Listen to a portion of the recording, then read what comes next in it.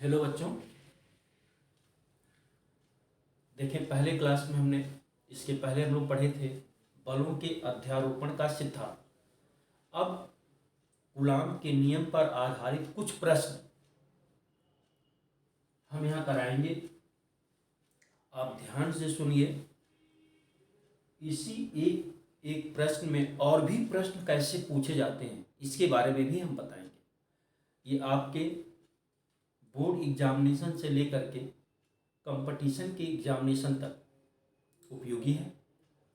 अतः आप बहुत ध्यान से प्रश्नों को सुने, समझें और करने का प्रयास भी करें।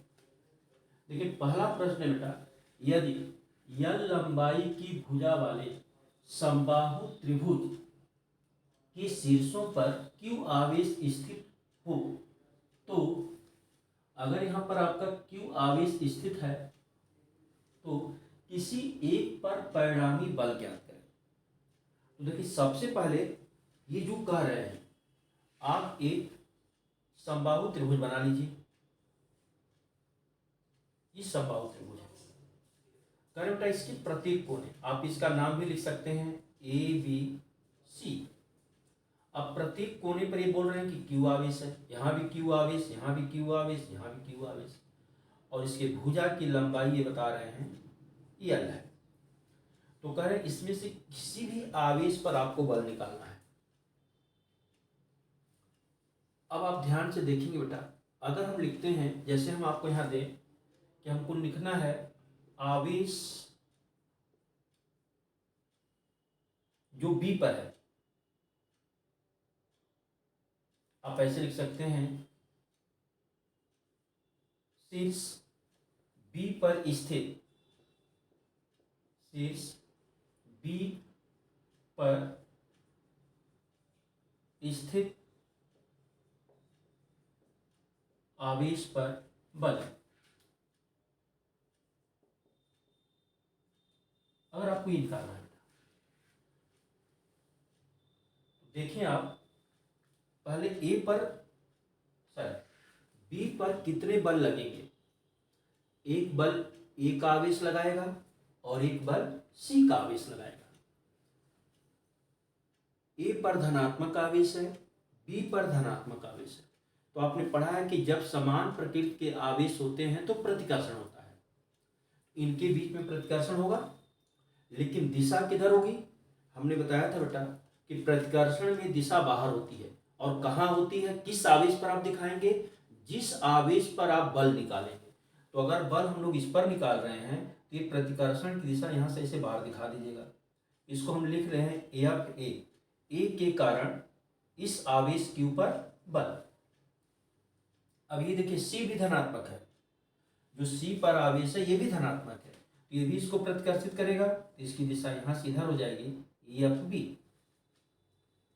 अब इस शीर्ष बी पर स्थित आवेश क्यू पर ये दो बल लग रहे हैं बेटा, दोनों की दिशा आपने दिखा दिया।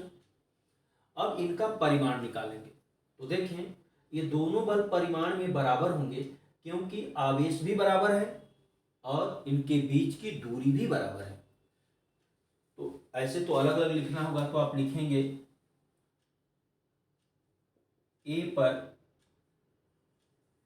स्थित आवेश के कारण बल, ए पर स्थित आवेश के कारण बल अगर लिखेंगे बेटा तो आप लिखेंगे एफ ए बराबर, अब आप कूलाम का नियम पढ़े हैं, 1/4πε0 Q1 Q2/r², या 1/4πε0 को के भी लिख सकते हैं, लेकिन आप पूरी वैल्यू लिखें 1/4πε0। यहाँ Q1 Q2 बराबर है बेटा, तो ये हो जाएगा Q²/L²। इनके बीच की दूरी L है। ये पहला बल हो गया। अब हम लोग लिखेंगे C पर स्थित आवेश के कारण बल। अब इसको अगर हम लिख ले बेटा एफ सी बराबर होगा 1/4πε0 Q square upon L square, ये भी वही होगा बेटा, दोनों परिमाण में बराबर है। अब देखिए इनके बीच का कोण कितना डिग्री होगा। आप कहते हैं कि इसके बीच का कोण समबाहु त्रिभुज अगर है तो ये प्रत्येक कोण 60 डिग्री का होगा, तो शीर्षाभिमुख कोण ये भी 60 डिग्री का होगा। अब देखें अध्यारोपण में हमने पढ़ाया था कि अगर दो बलों के बीच का कोण आपको मालूम हो तो परिणामी कैसे निकालते हैं। अब जब हम इसका परिणामी निकालेंगे बेटा तो वही लिखेंगे यह बराबर कितनी वैल्यू हो जाएगी। आप यहाँ जब लिखेंगे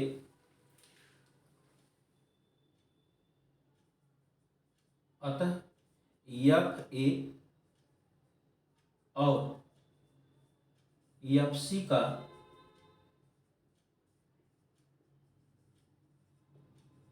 परिणामी बल।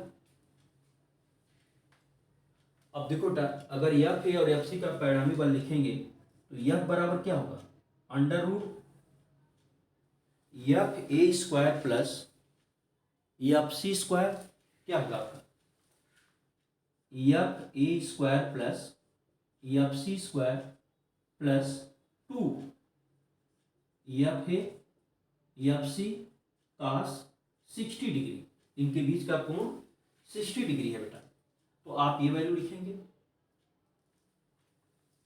पहले आप ए के कारण बी पर बल निकालिए, सी के कारण बल निकालिए, दोनों बल हमने यहाँ निकाल लिया बेटा।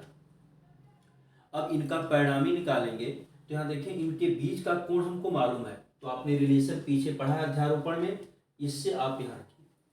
अब देखें एफ ए और एफ सी बराबर है, तो जब ये बराबर होंगे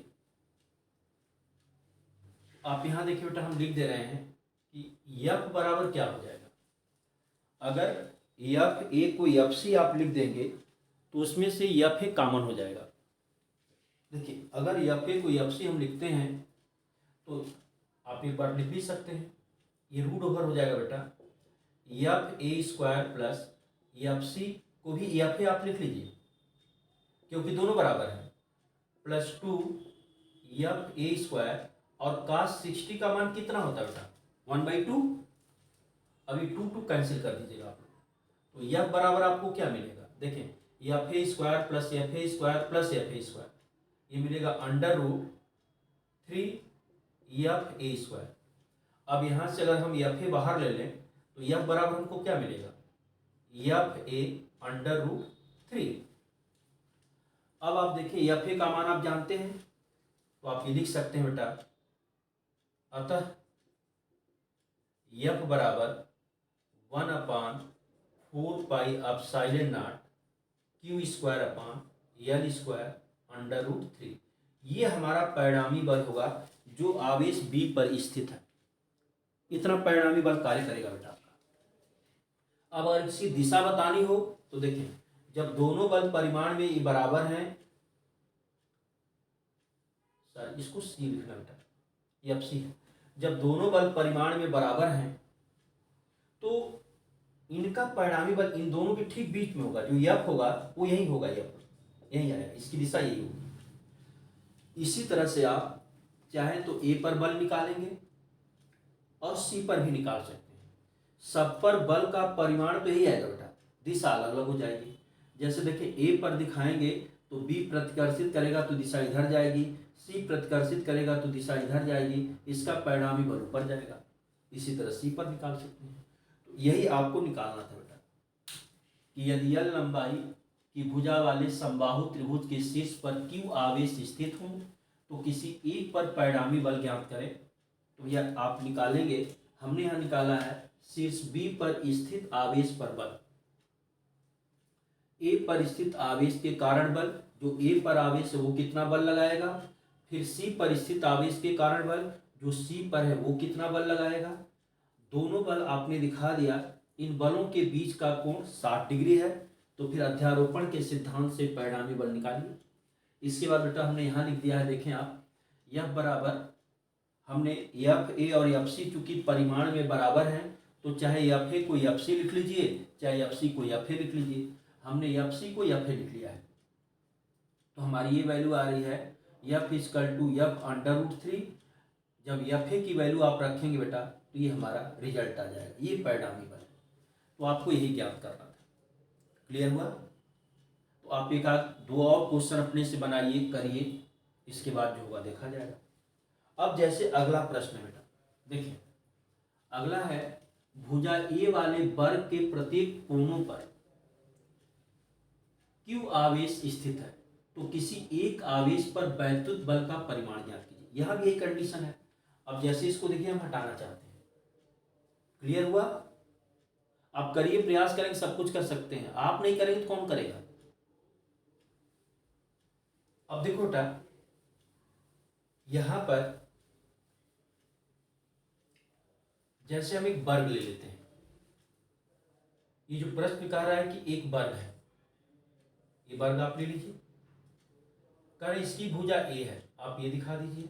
इसमें भी नाम लिखना है तो लिख लीजिएगा ABCD। अब इसके चार कोने हो गए। ये कह रहे हैं प्रत्येक कोने पर Q आवेश है। यहां भी Q आवेश है, यहां भी Q आवेश है, यहां भी Q आवेश है, यहां भी Q आवेश है। अब किसी एक पर बल कह रहा है बेटा, तो देखें अगर हम किसी एक पर बल निकालेंगे, C पर ही निकाल दीजिए। जैसे यहां लिखा जाए कोने C पर स्थित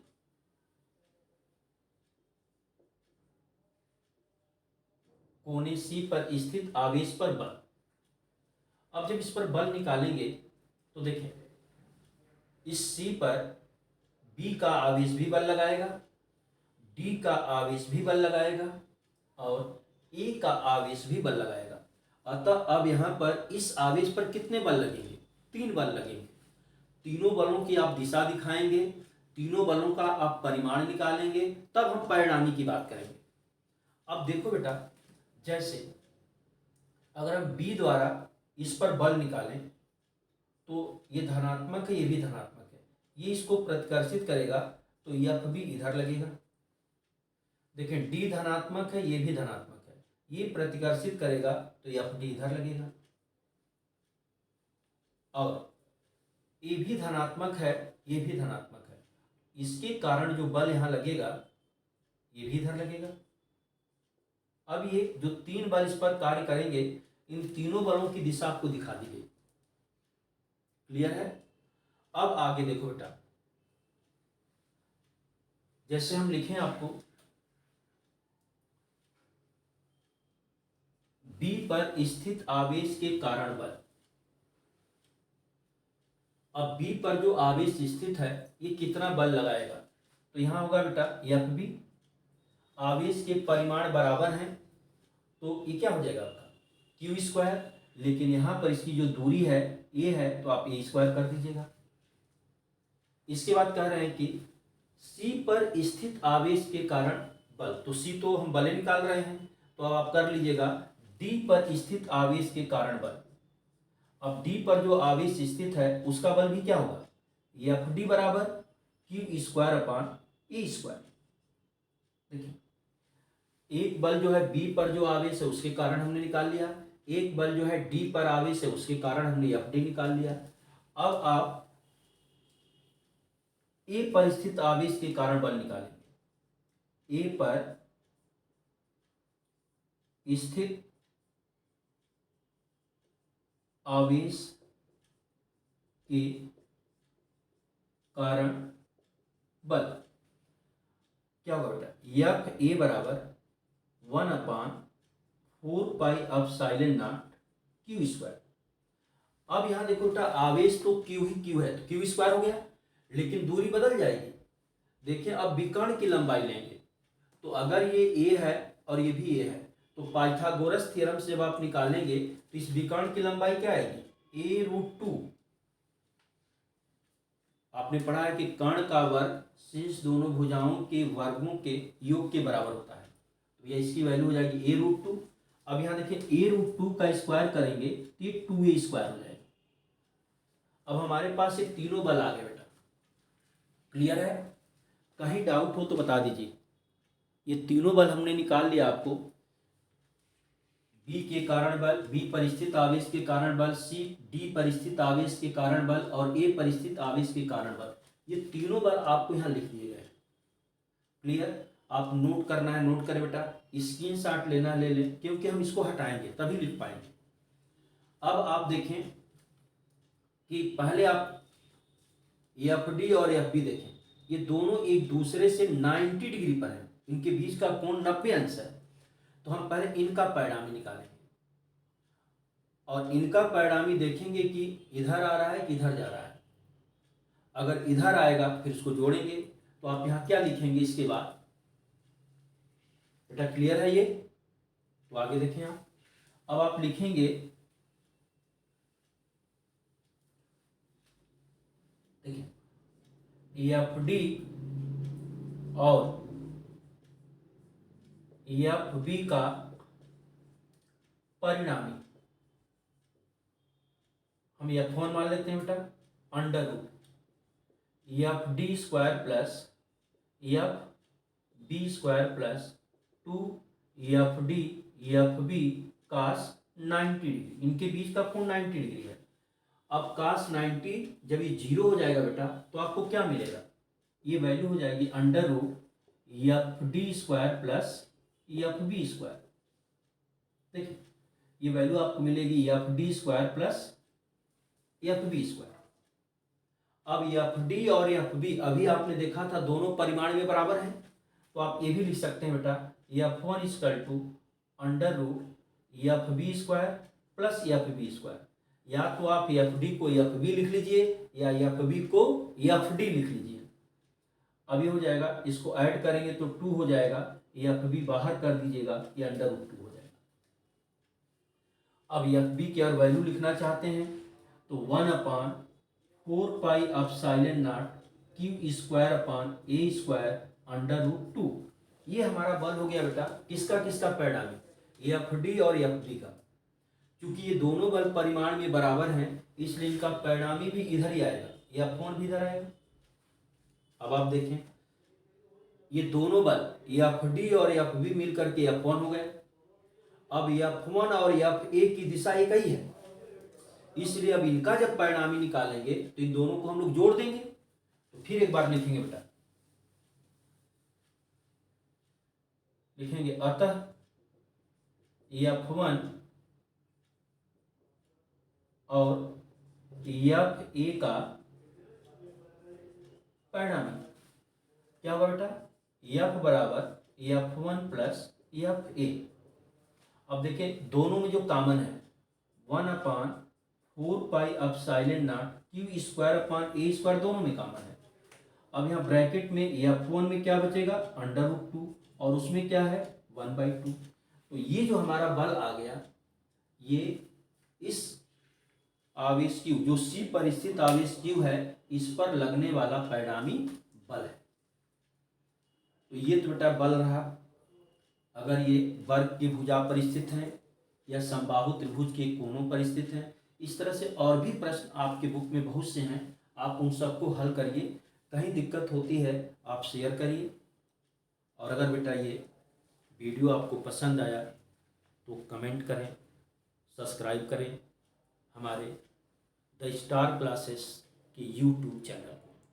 बाकी बलों के इक्विलिब्रियम की कंडीशन क्या है, अधिकतम बल की स्थिति क्या होती है, यूनिफॉर्म एक समान आवेश वितरण के कारण बल कैसे लगते हैं, बहुत से बल की कंडीशन है। तो अगले वीडियो में हम प्रयास करेंगे कि मैक्सिमम क्वेश्चंस इसी तरह आपके साथ जाते रहेंगे। धन्यवाद।